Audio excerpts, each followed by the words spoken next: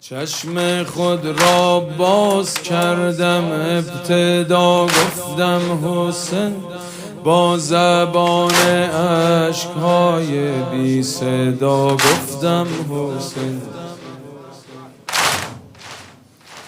یاد تو شرط قبولی نمازم بوده است، در قنوت خویش قبل از ربنا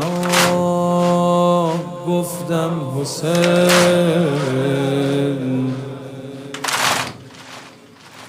مان هل من ناصرت بی پاسخم، ما بارها آمد از کرب و بلا لبک تا گفتم حسین.